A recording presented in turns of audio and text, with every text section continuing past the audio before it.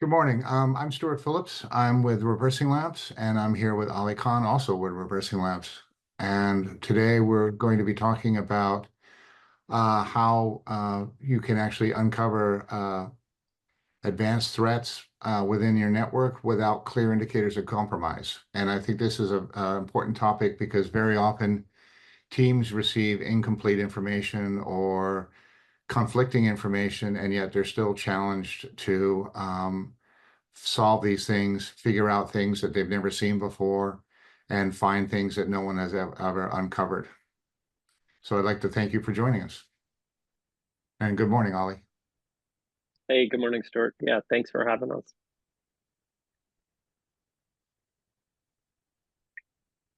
So just to do a quick discussion about ReversingLabs, we've been in the file reputation business for quite a while. We have 40 billion files in our searchable threat repository. We actually partner with over 60 cybersecurity companies, and the way that we work is we provide either add-ins and support for additional for a lot of tools like Splunk and Palo Alto and Microsoft Sentinel, where we have an additional add-in that provides additional capability. We also have a lot of relationships with security providers where we're actually exchanging files with them. So we're giving them indicators of compromise, they're sharing their files that they're seeing, and we're using that to build our threat repository. And again, we've been in this business and longer than I think anybody. Anything to add there, Ollie? Yeah, no, thanks, Stuart, and good morning, everyone. Yeah, so I think one important thing to add is we really are hands-on when we work with a lot of our customers. We really dive deep into the use cases that they're struggling with to build assurance around the tools that they already have, the processes they already have, and we find a lot of gaps. And I think that's the moving organism that we are in detection engineering and the intelligence space, is that once we know that there's a new type of malware or a new type of file that could be exfiltrated or penetrated, we do try to work with our customers to be a little more hands-on and not just rely on the tools that they have to assume that it's going to provide them 100% coverage. I think that's a really important point because a lot of times, you're uncovering something new or really confusing. You really need to have somebody who you can reach out to be able to ask, to be quite honest, to say like, what is this? Can you tell me what this is? And you want certainty, right? You want someone to say, this is malware. This looks a lot like malware. This is not malware. This is a suspicious file. You should probably quarantine it and we'll get back to you as soon as we can. So again, but you want that certainty, not just sort of like, well, this is really interesting. We should probably, maybe we can look at it and we'll get back to you in a couple of weeks. So people Yeah, want certainty and they want it now. yeah, and to add to what Stuart is saying, I'll give you a recent example. We had a customer dealing with a scattered spider incident. It's been a big problem with some of the critical infrastructure organization, and they were looking to look at working better with their mobile network operators to see if they could get an abuse feed that's better optimized for the type of sophisticated activity, because they were able to successfully bypass some of the IT help desk, the phishing monitoring, the actual file suspicion activity that they had deployed, or the detection engineering team thought they had covered, right? And we were able to really uncover some of the additional ransomware mitigation guidelines that we provided. And with some tweaks, we were able to start alerting a lot better. So there's always some kind of new activity that I think requires a lot of us from a response and a recovery effort point of view to start to look at how are we doing detection engineering today? What can we do better, right? And then that's where we could really come in and really reanalyze the entire tool stack and how you're approaching the game.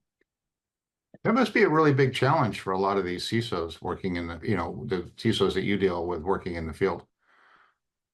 Yeah, yeah. I mean, so we always try to keep it simple at first, right? Was there an active incident? Was there an actual alert that they thought that the EDR tool could cover? Or was it an internal suspicious transfer protocol that was possibly storing data incorrectly, and they thought it wasn't alerting properly. So a lot of the times it could be something simple as misconfiguration across the different asset infrastructure. But at a CISO level, you're right, they're trying to understand, is there mean time to detection and mean time to response at an optimal level based on the spent that they've had this year. A lot of the big pressure from the CISO perspective we've seen is that there's a lot of consolidation of tools taking place, right? Everyone is migrating to a newer consolidated SIM data lake, right? So how do we now take the existing detection engineering tools, open source and commercial, and make them work with their new SIM, for example? So that's been a huge uplift, lift and shift, test out the integration, right?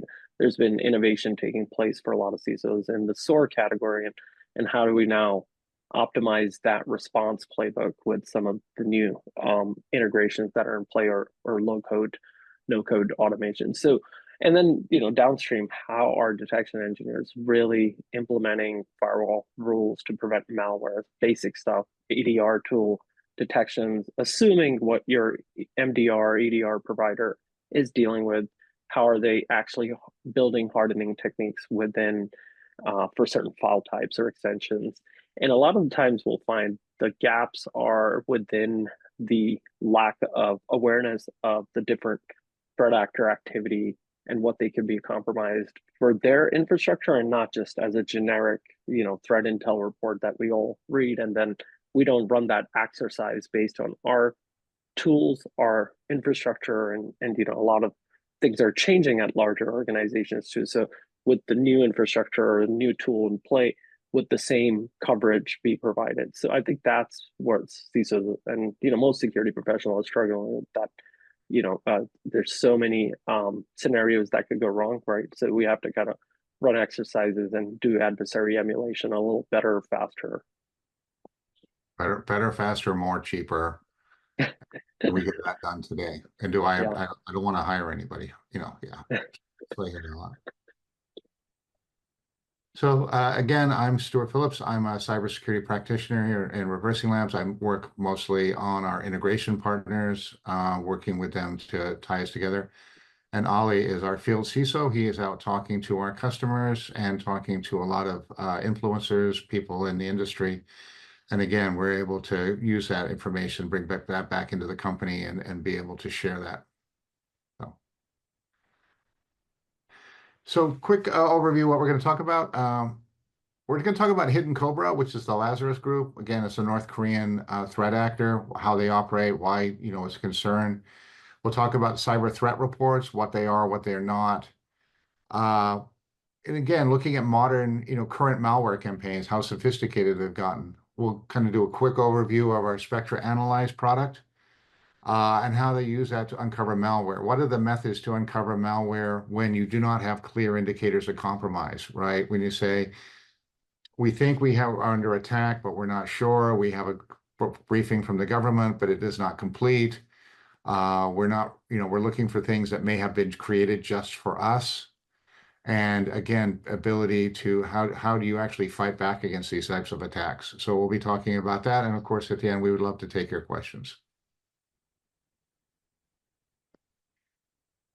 So Ali, we talk about threat actor groups quite a bit. You talk to the CISOs in the field. Are they really that concerned about these sort of hardcore groups? Yeah, Stuart. So I think, if you have a really good threat informed defense, right, a threat intel strategy, you'll know if there's been active incidents in your sector or in your type of organizational profile, whether they're targeted by financially motivated threat actors, hacktivist groups from APTs, intelligence gathering activity groups, or just nation state attacks. The larger spectrum, I would say, the larger, Fortune 500 organizations know that they're one way or another in that threat profile. That means, yes, they're actively trying to understand how they can make this intelligence more active based on their security controls, and are they actually covered, right? So unfortunately, we've seen a lot of successful incidents from these groups, and they read about them, right, and not just the headlines, hopefully from their own threat intel team. And so they definitely want more concise, better information, and a lot of really good threat intel teams have been able to build really successful models on how we could not just bring in the intelligence, but actually give it downstream at a executive level, at a business user level, and even an IT help desk level, right? So I think different stakeholders within your organization have to understand intelligence, how it's going to impact them, and what they're doing. That's the key to, I think, successful actionable intelligence from these groups. Yeah, that's a good point. I think, one of the challenges we find with like these groups here is this is a state-sponsored group, right? So you can't call them and say, I want this person arrested or I want this account turned off. They operate, they do different things. They attack Sony Pictures because they didn't like a movie that they were putting out. They did one of the largest bank robberies in history, robbing from there, and also WannaCry, one of the biggest ransomware attacks. So, the real challenge with groups like this is they are doing state actions, they are stealing IP, they are tracking dissidents in other countries, but at the same time, they're also committing crimes, and these crimes are to raise money for the government, right? It is, and with the now with Bitcoin and a lot of things that are happening, it's a lot easier for them to steal and a lot of, and again, so we're seeing this sort of worst case scenario. It's very, very hard to go after them at their core, but at the same time, you don't know if they're just trying to rob you because you have money, or they don't know if they're trying to track people, or they're trying to affect a political outcome. So it becomes a very, very challenging organization to deal with. Personally, I just like straight, old-fashioned villains, people who just try and steal from you because, again, you know what they want, you know how to protect it. Those days are long gone. I know, that's right. When I first started out in security, the number one target of being attacked was NASA, the American Space Organization. And honestly, that was because a lot of people who were hacking were schizophrenic and they heard voices, and something like 30% of schizophrenics believe that they're talking to aliens. And who would know more about aliens than NASA? So those days are gone, but that was where hacker attacks came in. We see hacktivists and that type of thing happening, but again, it's very quickly do we find out it's state-sponsored. So how to read a cyber threat report. There are a lot of reports that come out and they're really good, and they come from like CISA and other, organizations, and a lot of people subscribe to them. A lot of people receive them in their email. But one of the challenges we see is that a lot of people don't really know what to do with these things, and they're not really sure how to properly process them.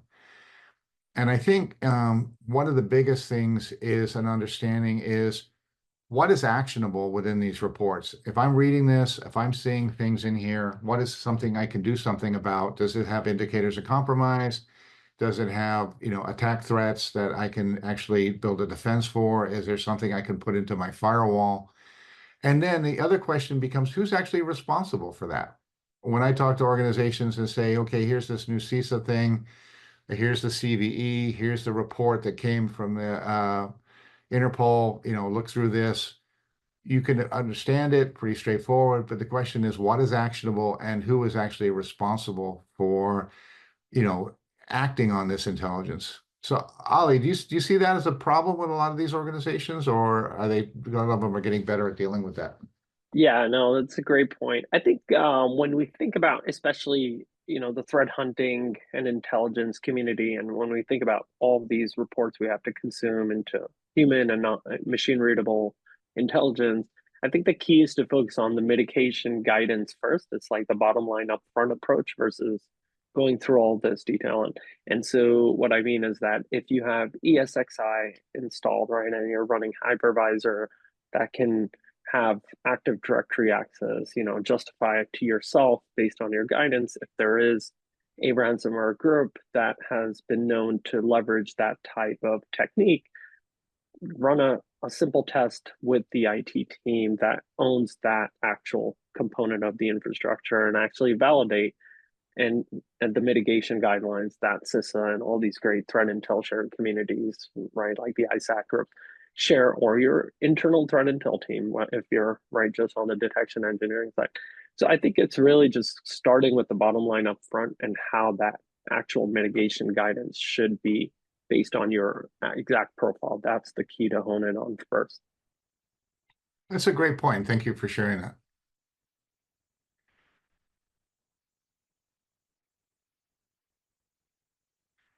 So, oops, jumped ahead, sorry. So looking at current malware campaign from Lazarus or the North Koreans, we're seeing they're coming out with three sort of variations on the same malware. They're very similar, but they're different. One of the challenges here is we had a lot of information on one of these and the other two were hidden for quite a while. So being able to sort of uncover the other two is actually what we're talking about in this conversation. When we look at what these hackers are doing, it's actually very sophisticated. And one of the challenges is, you just can't go into your DNS server or your firewall and say, I want to block anything that comes from North Korea, right? That you should do that. But that's not going to solve your problem, right? What we're seeing is these attackers, they're taking over infrastructure, they're hacking into accounts in other countries, into smaller organizations, but they're fairly benign, right? So you see something coming from a car dealership in Cincinnati or coming from a bank in Senegal, or you're seeing something coming in from a government agency in the Middle East. And again, you're not understanding why they would be doing anything like this. And again, it's because they've been hacked, they've been phished, they've taken and these criminals have taken over their infrastructure and are using it to actively launch these attacks. Again, they're using everything they can to obscure their identity. They're not it's not obvious who they are. Again, they're coming in from different infrastructure, different time zones, different sites. And they're using a lot of VPNs and, being able to encrypt a lot of these things. So we'll see them break into infrastructure, actually update the infrastructure to protect anybody else from hacking into it. And then they'll actually add a VPN or VPN type solution communicating back to their command and control service from that stolen infrastructure. And then they're using that as their launch pad to gain their access. And again, you see a typical recent attack, right? Spirit phishing emails against bank employees. Your PTO has been denied. Please click here to see why, things like that. Anyway, and again, if I send it to 10,000 people, I'm going to get a couple people that will click on it. So again, the more people I can send the messages to, the more likely I'm to succeed. Modern tools make that very simple, especially now AI tools are being used to generate these very well-targeted emails. And so that's becoming bigger and bigger problem. Again, they're breaking into the bank's network. They identify, payment servers, using that to compromise, and then they're triggering attacks and then using that with outside people. So all of a sudden, 1,000 people in Malaysia all go to the ATM at the same time, and they withdraw the maximum amount of money until the system shuts out, or more likely, the machine runs out of money. And so these are the kind of attacks we're seeing, very sophisticated, very coordinated. And there's a really big difference. If you're an organization under these targeted attacks, you really have to escalate or really, do a lot more with your defense. You can't just be like, oh, I guess, we're seeing a rise in, phishing emails. Maybe we should do that put that in our monthly report. You really have to respond to these things pretty quickly. Okay. So I'm going to jump ahead. Yeah, and just to add to that, before you Oh, look at the actual malicious malware component of this, think of it as segmentation, right? Of duty or attack surface, and then segmentation. Understand the full attack surface first, meaning email is the entry point. Okay, but within email, should we disable hyperlinks from received emails? Is demarcation turned on? If demarc is turned on, is it from domains that were newly registered within 30 days? So when you're thinking from a detection engineering perspective, get really deeper in each segment of your attack service analogy right here, so you can really start to run exercises against what is the way to really minimize the entry to that initial attack point before they can move laterally, right? Because email, as we know, and identity especially, right, is it a machine account or is it a known service account? Is it a human account, mobile operator? Is it email spoofed as a possible phone link? There's a lot of these different scenarios that are new. Understand them better as a detection engineer, and then write very specific rules, right, to augment that activity. Thank you. Yeah, that's a really good point. So we have multiple products, and Spectra Analyze is the one we're talking about here. Spectra Analyze is our threat analysis tool that can be used. It's actually a physical instance, so you can actually have it as a server on premise. You can actually put it into a Docker image and store it in your Amazon cloud. But the main point is that allows you access to all of our tools. You have access to our billions of files. You have access to all of our technology, but it can also keep everything private. So I think a lot of cybersecurity practitioners are struggling with a lot of these tools, especially now with generative AI. They're really incredibly helpful, right? If I say to, Copilot, please look at this malware. Can you tell me something about this? And it can give me a lot of information back. But again, that's shared with a lot of people. Or if I'm using a lot of these open source tools or these crowdsourced tools, they're great and they do a really good job in a lot of things. But there are a lot of times you don't necessarily want to share files or share information, especially if you're analyzing emails.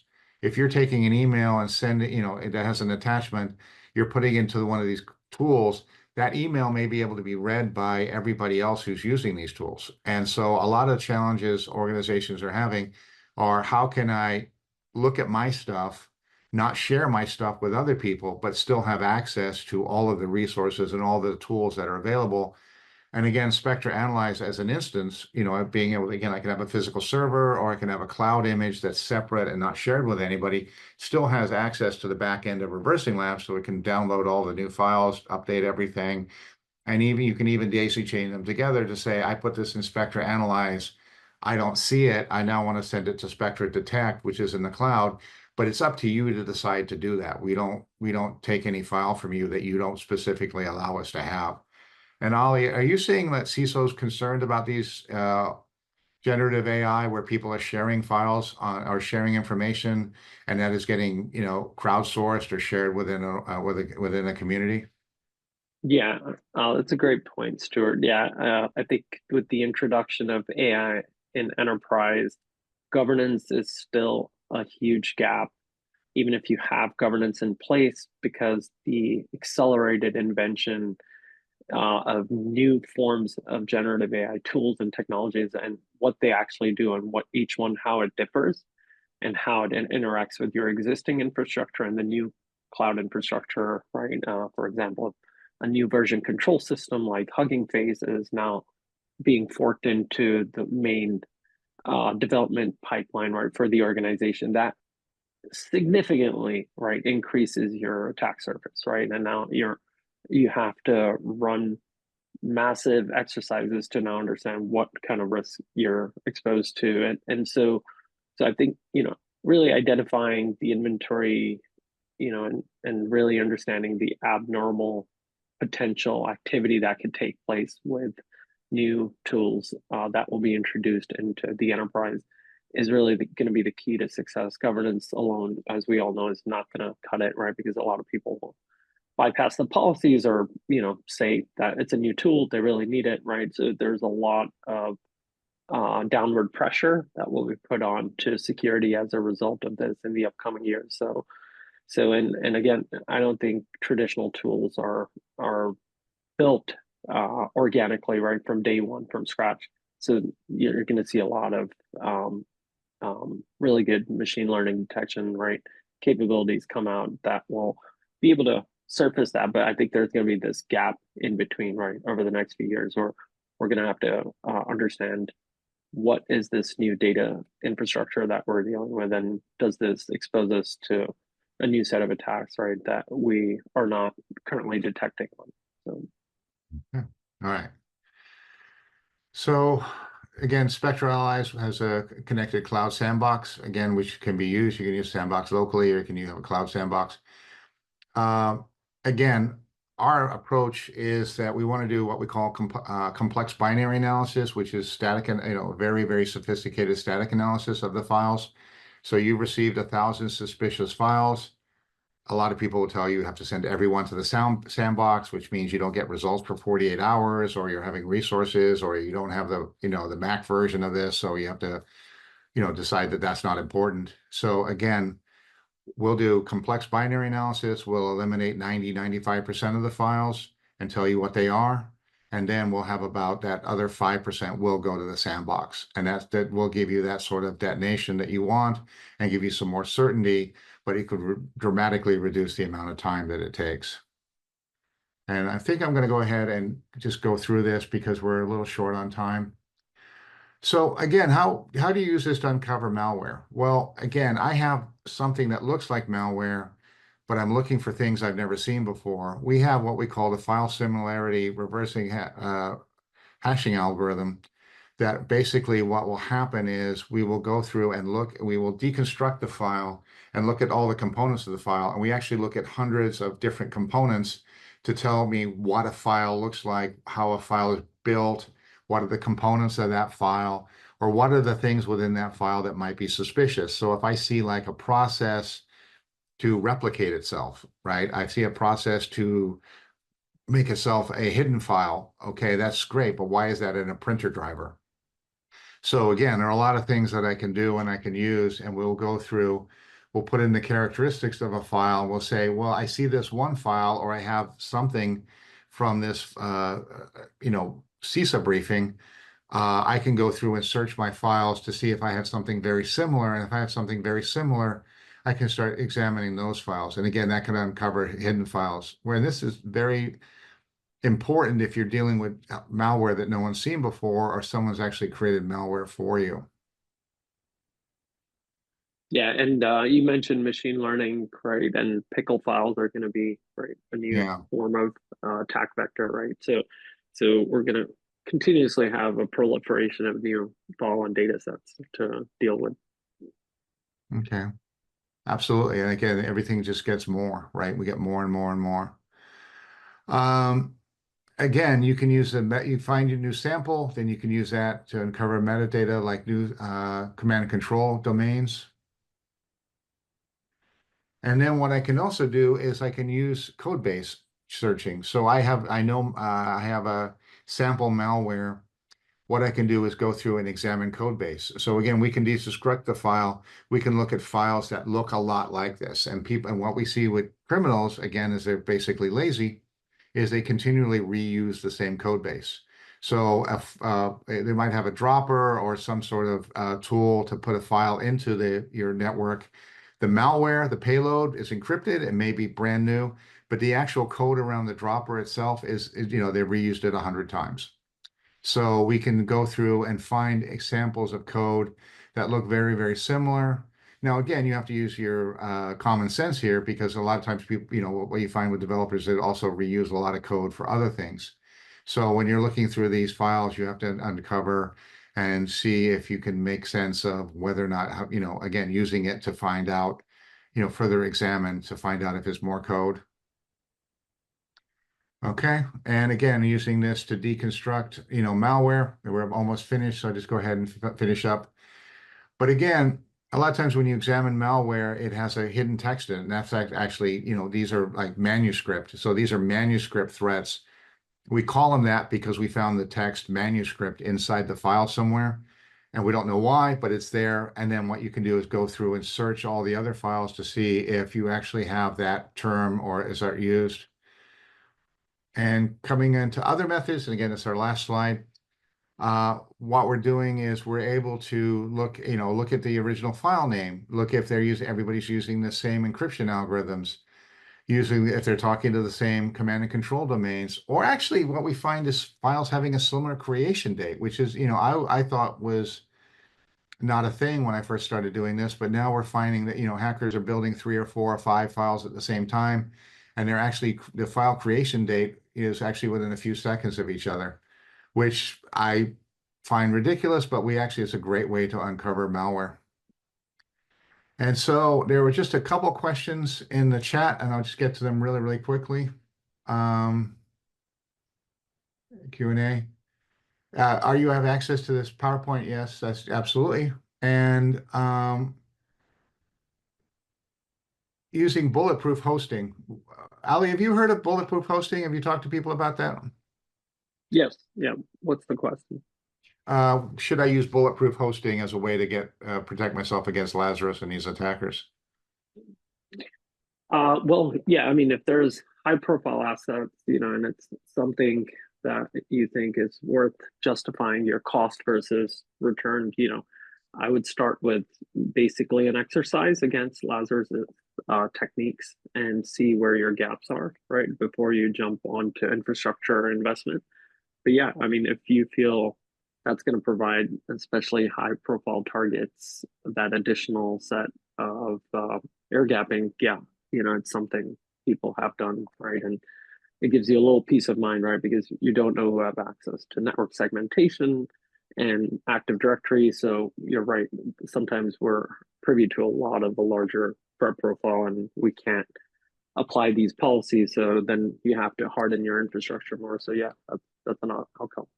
Okay, well, thank you very much. And I really appreciate your time for everyone, and this has been really helpful. So we'll be on the Slack if anybody has any questions or wanted to have a further discussion, and I really appreciate everyone's time. So have a great day. And thank you, Ollie. I really Y'all appreciate have your a great day. Thank you.